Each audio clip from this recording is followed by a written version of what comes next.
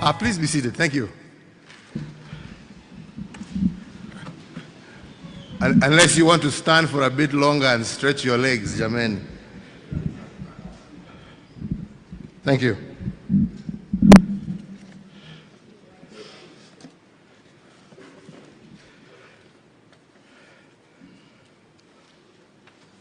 Your Excellency and my dear sister and friend, Jessica Alupo, Vice President of the Republic of Uganda,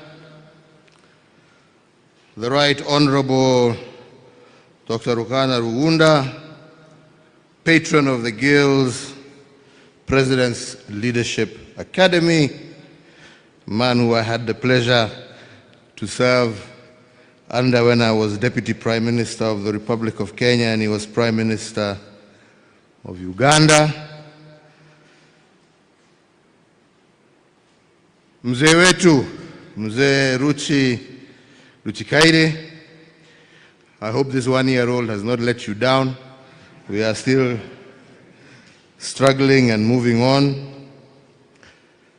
The Vice Chancellor of this esteemed facility, Makerere University, Guild Presidents, student leaders from across our East Africa region, distinguished guests, ladies and gentlemen, let me say what an honor it is to stand here to address this very distinguished gathering of young leaders from across the East African region. I myself are extremely happy to be here in this great city of Kampala, which I consider to be my home away from home.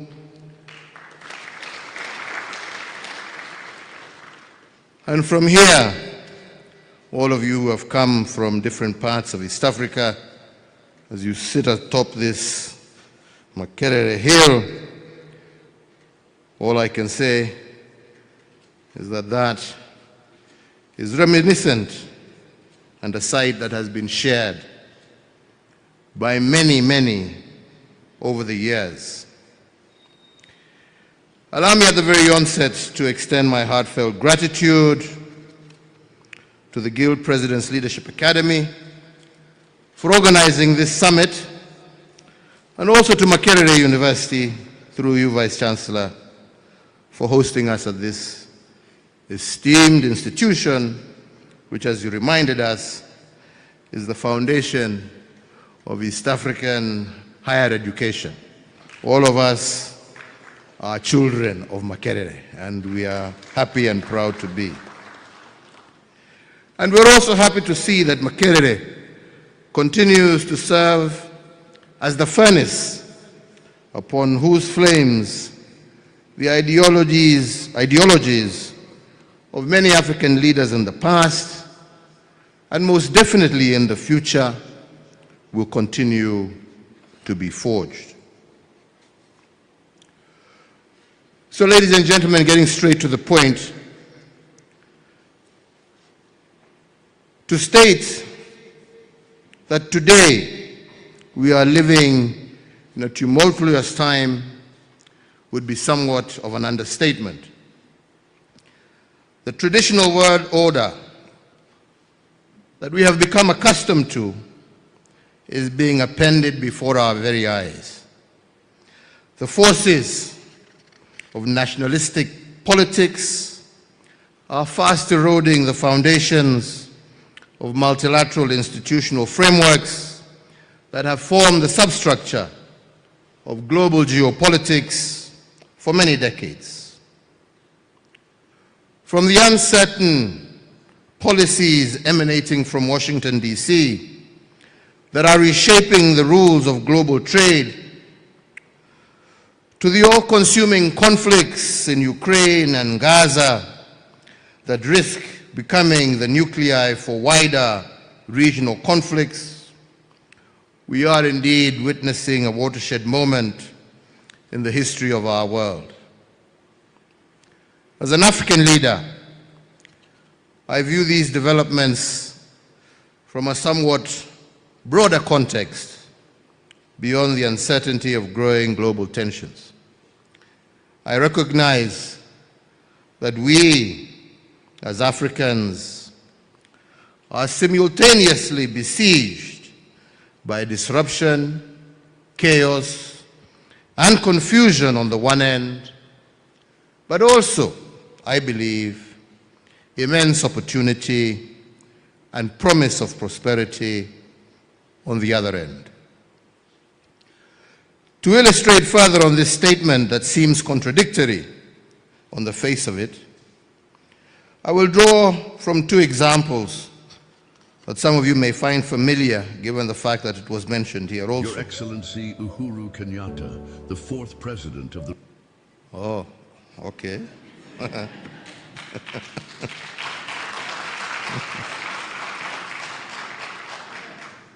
The first is the recent suspension of USAID funding, primarily directed at developing nations, and the second is a glimpse at the direction that European politics is taking and its implications on Africa. Whereas the stoppage of US-led international development aid has had an immediate and far-reaching implications on our fragile healthcare systems, I believe it has also been a much-needed wake-up call to our leaders and policymakers, that they should recognize that our economies have become woefully dependent on the charity of foreign governments, and it is now the time to lay the foundation for self-sufficiency.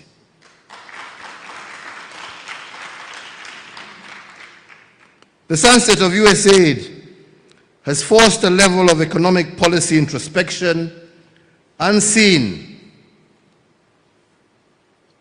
in Africa for decades. And I believe the situation calls for a serious rethink in our development priorities as African governments. Difficult and unfamiliar choices will have to be made going forward.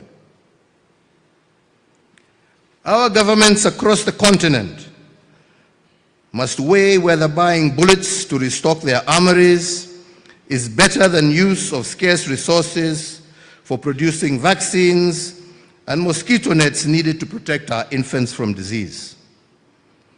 Prioritization of expenditure in the absence of African-financed subsidies in the health sector and in the education sector means that more attention is going to be paid by our citizens to the way governments handle their finances. And this will inevitably translate into demands for greater public participation and transparency in public financial management. The second I mentioned is what we are seeing in Western Europe with each passing year. More and more governments are leaning further and further to the right. The election of populist, nationalist administrations has been catalyzed by various factors. Among them, the huge cost of living attributed to the side effects of global shocks, and the scramble for stretched social services.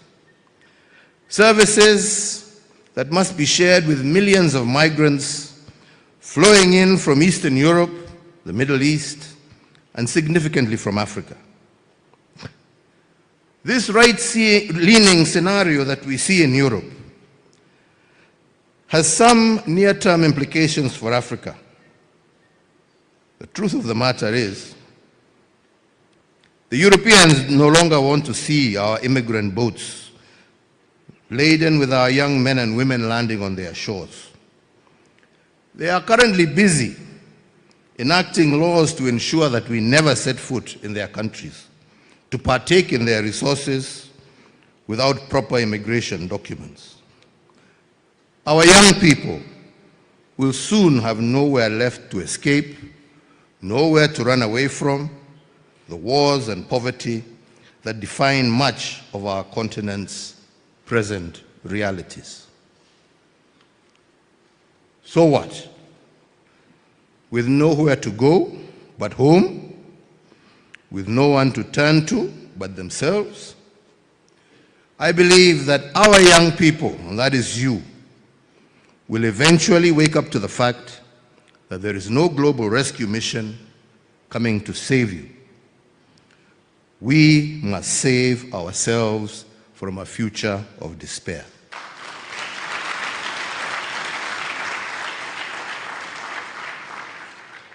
You, our young people, will have to play your part in reshaping the destinies of our countries of birth, and you will help us realize that this is the moment for each and every one of you to step onto the stage.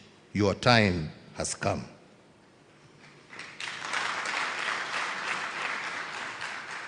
In both these examples that I have drawn from, there is a clear illustration of the type of challenges that define the moment that we are currently living in.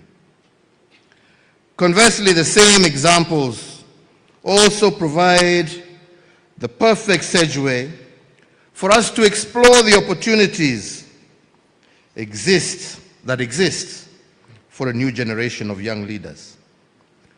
A generation who will chart a better path for Africa, and I do believe that is what has brought us together this morning. So, ladies and gentlemen, as we seek to navigate the challenges of our time, let us take a moment to reflect on three questions that I believe will serve to frame the context of our discussion, and some of them actually I have already witnessed being raised here today. And the first of these is, what does it mean to be a young African in a world where developed nations are focusing inward, prioritizing their national interests over their global responsibilities? The second is, what does it mean to be a young African living on a continent that has over 35 non-international armed conflicts taking place, with millions facing displacement and food insecurity as a result? And lastly, what does it mean to be a young African competing for limited economic opportunities with close to 1 billion other young people across our continent? These, my friends, are existential questions for you, the young people of Africa, and they cannot be easily answered without a deeper understanding of how we arrived at this point.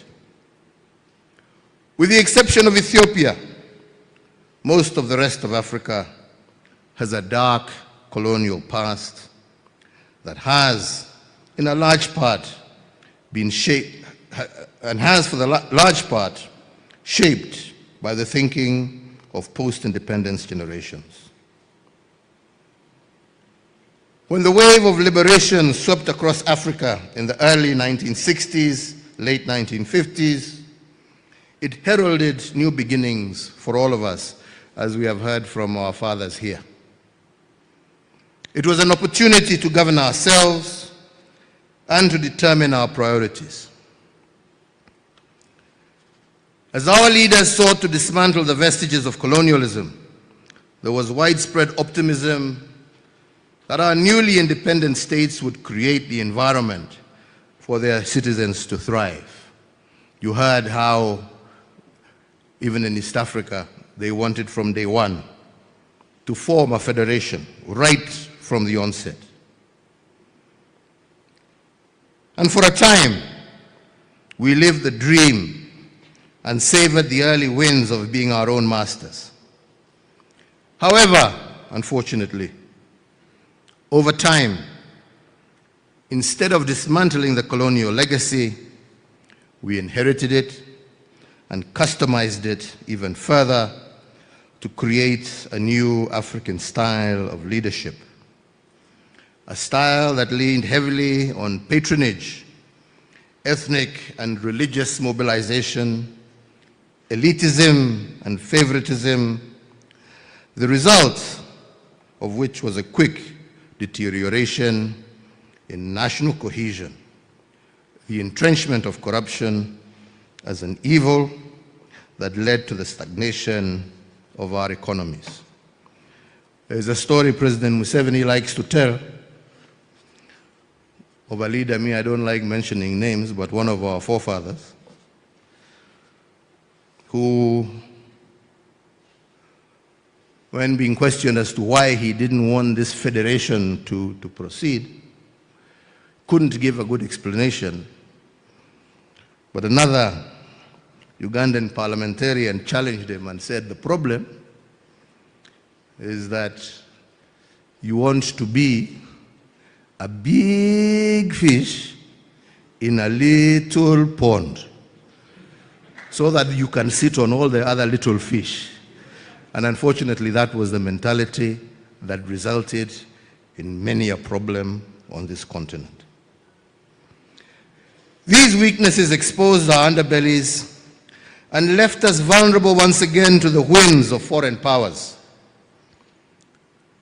They have exposed these vulnerabilities in our political constructs to manipulate our development trajectory as Africans, and unfortunately we are almost back to square one. This, however, is a story of years gone by. It does not have to be how our future will evolve. Now that you have an insight as to how we got here, I believe let us focus our attention on how to get out of this quandary that we find ourselves in. And we begin this by taking the first question: what does it mean today to be a young African in a world where developed nations are focused inward, prioritizing their national interests? Ladies and gentlemen, having served as president, I appreciate fully the pressure that elected leaders face on a daily basis. They have to be in tune with the mood and desires of their voting public and be seen to be directing the government's energies towards addressing these demands. Can we therefore really blame the governments of developed nations for responding to their needs, to the needs of their own citizens above all others? We can't. That is what they do. So us as well, it is time for us to also stop lamenting about the inward-looking policies of faraway democracies and nations. And we should instead be asking ourselves, why is it that we as Africans don't prioritize our own interests above all else? The duty of a responsible government is to discharge its primary mandate of serving the interests of its citizens. In many nations across Africa, we have somehow managed to invert the order of this relationship. Instead, the citizens are subservient to the government and are compelled to adjust their behavior in order to promote the interests of the state, which in many instances are almost indistinguishable from personal interests. So you, as young African leaders, you know well as I do that this situation is untenable. The economic opportunities you desire in order to live your best lives can only be created by governments that are designed to serve the citizens and not governments whose only reason for existence is to exploit, manipulate, and drain the resources of their countries and citizens for personal good. That is what is happening in all these conflicts you see around here. Don't be cheated, they are about anything else. Ni pesa. Yeah? People are killing each other, people are allowing their children to be killed, people are causing all sorts of problems, claiming this and claiming that and claiming the other. It's all about their pockets. Yeah? And that's why when they are finished destroying their countries, you see them board planes and you never hear from them again, but you never see your money again, and you are left licking your wounds. You must stop that. Yeah?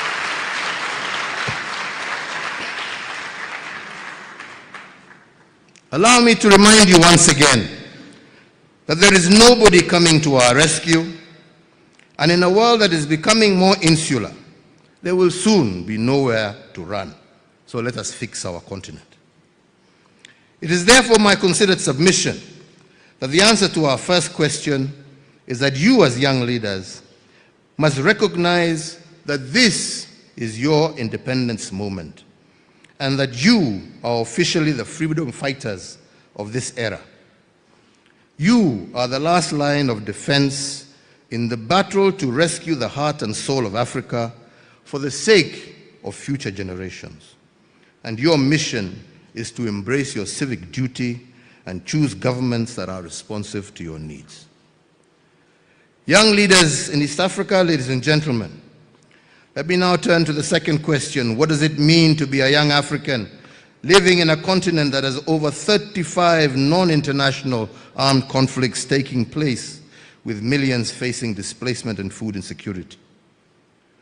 Today in Africa, from the Sahel to the Great Lakes to the Horn, from the Atlantic Ocean to the Red Sea, over 500 million of your colleagues and counterparts are caught up in some type of armed conflict or political strife.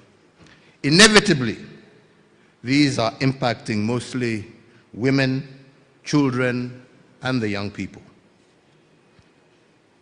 I talked earlier about how the colonial legacy was replaced in many countries by a style of leadership that draws its strength from creating and exploiting societal fissures along religious, racial, or ethnic lines as a pretext for the accumulation of economic and political power by a select few. I hold the view that this is never going to be a stable method of governance for the long term for a number of basic reasons. Firstly, the corruption that arises from it only serves to undermine public interest and diverts resources from essential services, sowing the seeds of resentment among the populace. Secondly, the politics of ethnicity, favoritism, and patronage at the expense of meritocracy are the quickest ways in which to erode national unity. Thirdly, personalization of the state means that institutions designed to safeguard continuity of governments are weakened. In all these three instances, you end up with a large section of the population that are physically resident within the borders of a country, but are psychologically and emotionally disengaged. That is what you call apathy. And I heard you guys trying to talk here about apathy. That is what causes apathy, because the people you want to lead are disengaged from yourselves. And I just want to refer, I was listening very carefully to everything that was going and being said. And I heard somebody, what do we do about, our voters who are asking us for money, They're asking us for money. They're asking you for money because you as a leader have failed. It is, no matter how many laws you put in place to stop, we are going to cap how much money is going to be given, somebody will still give them money. Law or no law. The problem is to fix the issue. Because your primary responsibility as a member of parliament, my friend, is to represent your people, is to oversight the government of the day. All right? Now, if you have failed in your responsibility of representing your people to ensure that the government of the day has given them their ambulance, that has given them their health center, has given them their school and water, why are you then surprised when the Mwananchi comes to you and says, I want this ambulance and you are supposed to bring it to me? But he's not asking it from you. He's asking it from you because you have failed in your duty to represent. And that is why we are saying we want leaders of integrity who will go and stand for what their people have sent them to parliament to do. You were sent to parliament to go and speak on behalf of your people, not to speak on behalf of your stomach, my friend. This is the problem we're having here. And we must be honest with each other. Yeah? So if you are to be leaders, you must be led by service to your people, not service to your stomach. That is the reason you seek leadership. Yeah? That is why, and that is how you will change this country. That is how you will change East Africa. That is how you will change Africa. That is how you will get the world to recognize you. That is how you will get the world to respect you. That is how we will stop being beggars. That is how your children will have hope instead of going to die in some sea there, crossing to Europe to look for nothing. Na hakuna kitu huko. Yeah? Yeah? Unawacha matoke hapa ati uende ukakule Burger King na McDonald's kule. Sasa who is the fool? Your matoke here fresh, wonderful and beautiful, to go and line up huko ukula burger ambaye inakunonesha tumbo tu na hakuna kitu inakufanya. Oh. Ama ni namna gani? Yes, that is the way. So, let me continue. I'm sorry. Yeah. In all three instances, you end up, like I said, with a large section of the population that is physically resident within the borders of a country, but is psychologically and emotionally disengaged. A people excluded from the role of nation building because they feel like they are outsiders or bystanders in their own country.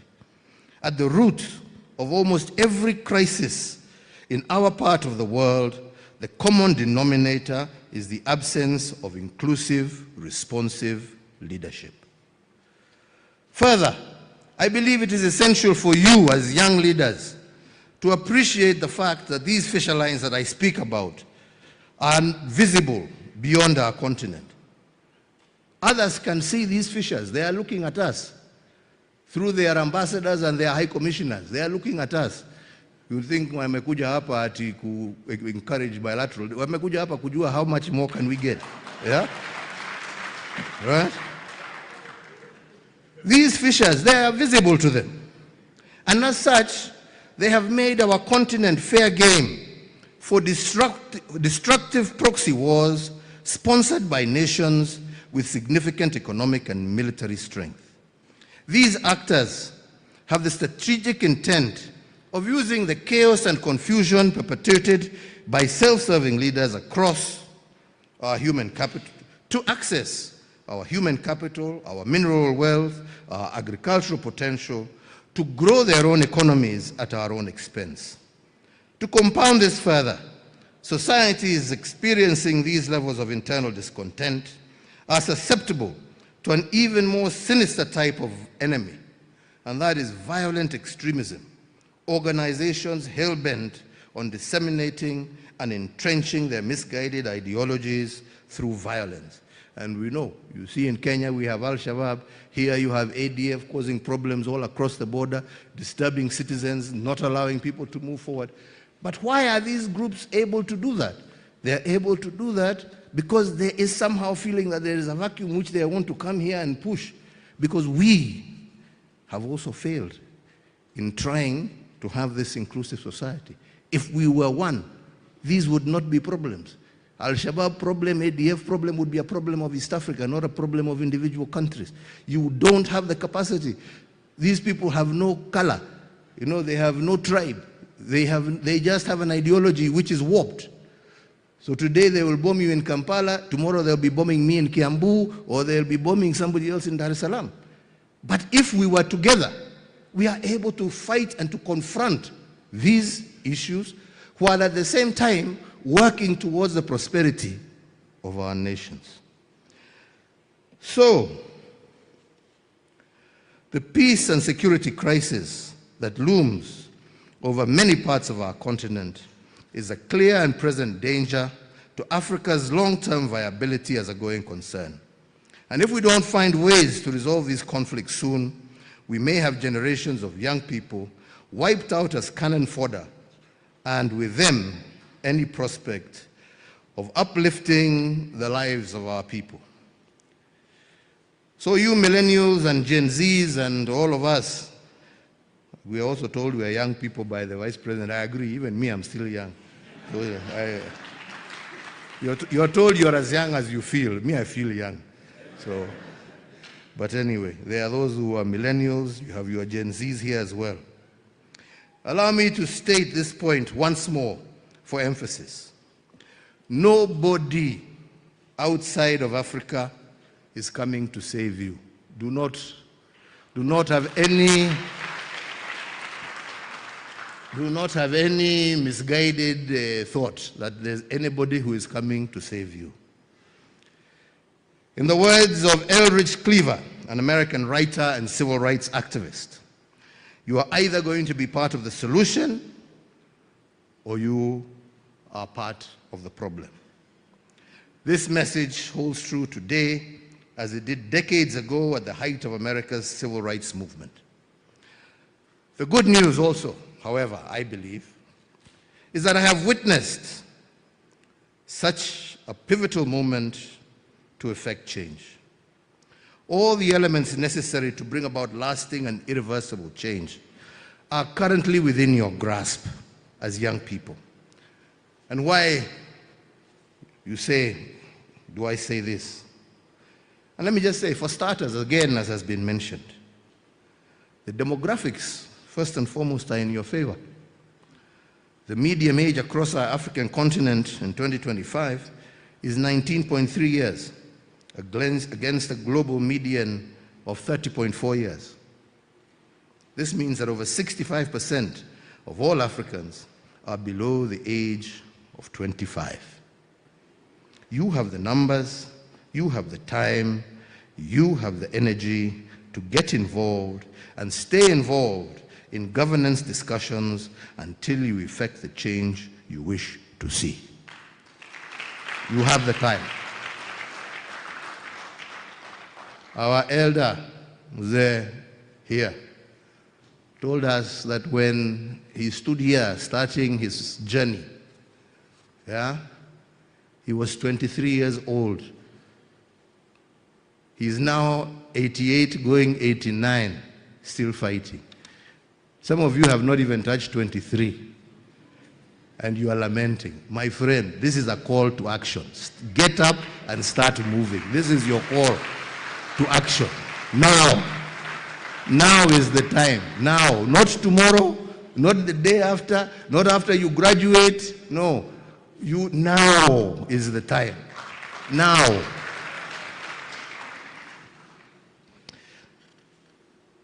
So, like I say, you have the numbers, you have the time, and you have the energy to get involved and stay involved in governance discussions until you effect the change you want to see.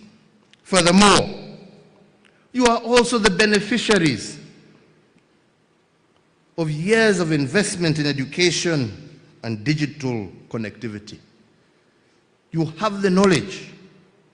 You are, in essence, the first children of that knowledge economy, the true digital natives of Africa.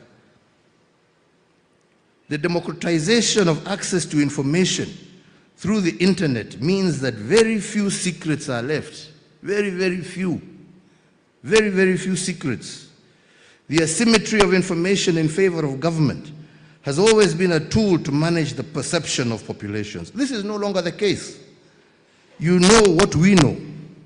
In many cases, you know it better because you have understood how to leverage the essential tools of today, such as artificial intelligence and the power of social media. Me, when I go and make a small statement somewhere, I think I'll be hidden myself in the middle of the bush. By the time I am getting home for lunch with my wife, she's asking me, what were you doing talking out there? How do you know where I was? It's already, you young people have already pressed these buttons and it's all over. He was there and he said this. So we are living in a very dangerous time. Be very careful, especially of those of you who have 2 girlfriends. Mujichunge sana.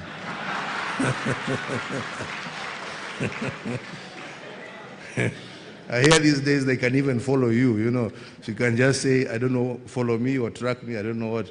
And you've said you've gone to study in, I don't know, the library, and she finds you in some. Be very careful. Things are very dangerous these days. So lastly on this point is that over the last 60 years or so, as our countries have developed, So have the living and migration patterns of our citizens. And this is a wonderful fact. Millions of families have moved from rural towns to large urban settings in search of opportunity and better life. This migration has created a new generation of non-ethnically homogeneous populations across the country. The result, millions of young people born out of intermarriages and unshackled by the negative weight of ethnic identity are slowly becoming the majority. As I alluded to you earlier in my speech, never before have there been such ideal conditions to break loose from the generational curse of our forefathers and of some of us that saw us remain chained to ethnic and cultural differences as a way to distribute wealth and political power. Finally, let us tackle the last one that I posed to you. What does it mean to be a young African competing for limited economic opportunities with close to 1 billion other young Africans? And I believe we need to see our strength in numbers as Africans. And in spite of having the world's youngest population and a market size of over 1.5 billion people, Africa still accounts for less than 2.5% of global trade. We have designed our trade corridors to favor extraction as opposed to intra-Africa trade, meaning that today it is easier for a Kenyan or a Ugandan to sell tomatoes and avocados to the European Union than it is to supply our brethren in West Africa. Similarly, unfortunately, it is easier for an American or European passport holder to visit African countries visa-free than it is for an African to traverse their own continent. If we are to create economic opportunities for our youth, we need to remove the barriers that prevent the actualization of the African Continental Free Trade Agreement, of the East African Protocol on Trade. We need to remove every single barrier. We must stop being paranoid about each other and give preferential treatments to African passport holders to visit and to do business anywhere on their continent. We must design our transport and logistics infrastructure to point inward to facilitate more cross-border trade by allowing for the affordable and efficient movement of people, goods, and services across our continent. And closer to home, we need to reflect on our education curricula. Are we training our children for the jobs of the future? The advancements in technology have rendered many traditional careers irrelevant, yet we are still spending millions of dollars every year encouraging our children to pursue courses that will lead them to nowhere. Today, the world needs doers, people who can get things done. This is the preference of functionality over form, as one of you here had mentioned. We need functionality. So I would summarize my response to the third question as follows.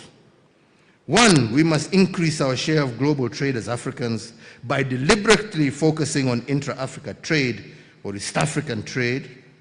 2, we need to evolve our education system to encourage our youth to be entrepreneurial and tailor our curricula to be fit for purpose in the knowledge economy. And 3, we need to actively influence the adoption of domestic policies on macroeconomic management that create a conducive environment for the private sector to thrive. So, ladies and gentlemen, I've always been passionate about the role of our youth in leadership, and it is a subject that I can talk about for hours on end. However, I'm cognizant that today we are limited in time to exchange these ideas.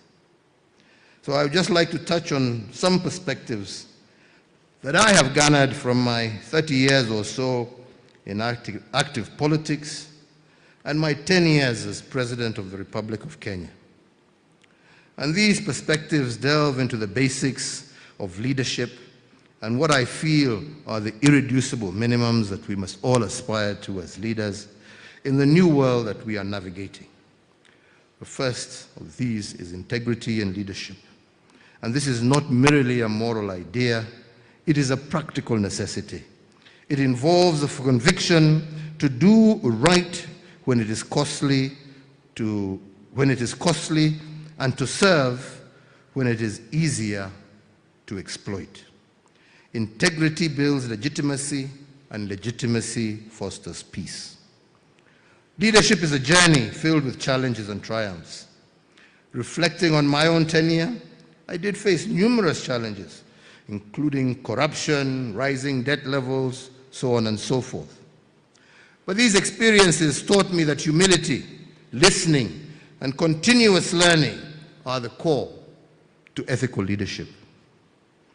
Courage, my friends, courage is the underestimated quality, but it is something that you shall require in abundance if you are to transcend ethnic mobilization for power, short-term populism, and dependency on elite networks.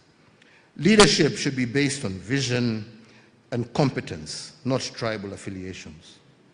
Policies should be designed for long-term national benefit, not immediate political gain. Opportunities should be accessible to all based on merit and hard work. Focused and determined is what you shall need to be in order to confront the status quo and compel a shift to a merit-based governance model that values competence over connections, transparency over transactional politics, and places citizens, not politicians, at the center of public service. Young leaders, as I conclude my remarks, I would like to recognize that universities like this are not just centers of learning, but they are incubators of change. They nurture values, ethics, and civic consciousness. You, as guild presidents and student leaders, are not merely representatives of your peers. You are the trustees of tomorrow's Africa. Your leadership today will shape the governance structures of our nations tomorrow. The power of an integrated East Africa lies in shared values, youth-led civic movements, and collaborative governance reforms. I encourage the creation of a cross-border youth action plan for integrity as outlined in your own summit agenda. You are the first true East African generation. Think beyond borders. Think vision. For you, your sake, and for the sake of future generations, my call to action for our youth is to lead with conviction, not convenience. To our institutions, I ask you, empower and equip these young leaders meaningfully with the skills and knowledge they need to actualize their potential.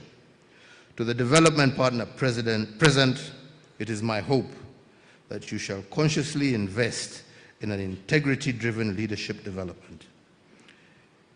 It is said that history is often written by the powerful, but the future will be shaped by the principle.